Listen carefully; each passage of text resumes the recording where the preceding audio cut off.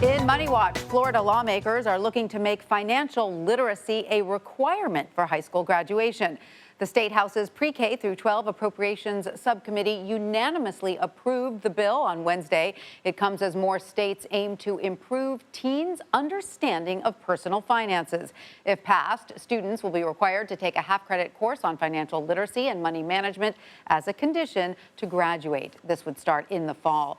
Democratic Representative Matt Willhite represents Florida's 86th House District. He joins us now for more on this. Matt, welcome. So break this down for us. What exactly is this House bill and why is it receiving bipartisan support? Well, hello, and thank you for having me. Obviously, the financial literacy of our children and their future is very beneficial. And so this is offering to take a half a credit from their electives and make it a full required class for any of our students. And so there's support because we recognize how important it is to make sure that kids understand the value of money and what it's used for and make sure they're stable and they can, when they're working or buy a home or things like that, that they'll understand the value of the dollar. You know, as a parent, I say this is long overdue, right? I mean, financial literacy and money management seems like something all students should be forced to learn. Tell us a little bit about how in-depth this course goes. Well, obviously, there's already financial literacy classes offered in some schools. This would make it a requirement in the state of Florida that this class would be there. It does take a half a credit away from their electives. And so it gives me a little pause to think that we would take an elective time away from a student because a lot of students are in high school, they're starting to decide what they want to be for the rest of their life. And so those electives sometimes will steer them in that direction. Maybe it would be a cooking class that they want to be a chef. Maybe it would be some kind of technical class that they want to be a firefighter.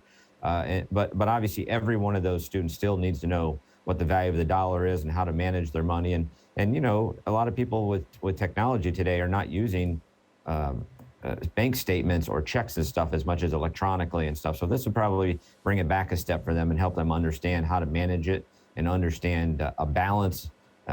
You can only take so much out as what's going in. So right. I think this would probably really help our students. And I do have 2 young children in public school right now. And, we try and talk to them and show them the value of a dollar and understand to be fiscally responsible. And so hopefully this would help some of our future generations. But you do make good points about losing time for those electives. There is only so much time in the school day, right? So is that your biggest concern about this plan, or do you have others? No, that's my biggest concern. I mean, listen, I trust the school system. I understand that they're going to do the right thing. They're going to show kids what it is and what to do with their money.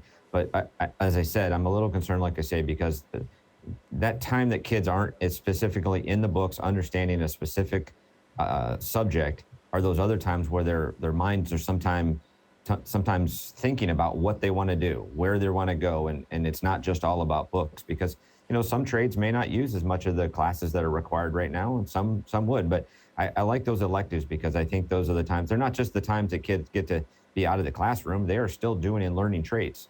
And so that's the only thing that gives me a little concern on taking away some of the elective credits or opportunities for them. I agree with you about those electives. I mean, really, it's a lot of time that kids can sometimes discover passions, as you say. I'm sure you guys have thought about all of these angles, but is there a way to sort of maybe extend the school day just a little bit on certain days where they have the financial literacy class so they don't have to lose out on those electives? Well, I think some kids would disagree with you wanting to extend the day, that's for sure.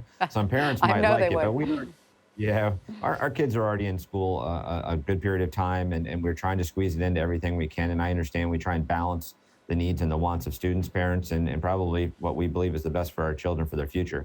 So I think we'll work this out. I mean, it is a good idea. It is beneficial to their future. And so I think we'll work it out. Again, I wish that maybe we could move that into one of our already math classes that we have. I mean, kids are learning from algebra to calculus to trigonometry and all these different things. There is a possibility that could be added into one of their math classes there. But this is taking an opportunity away from the electives. But again, I'm going to support it because I think the policy is the right thing to do, and I think it's good for kids to learn. That's a good suggestion. Well, Representative Willhite, thank you so much for joining us. We appreciate your time. Thanks for having me. Have a great day and be safe.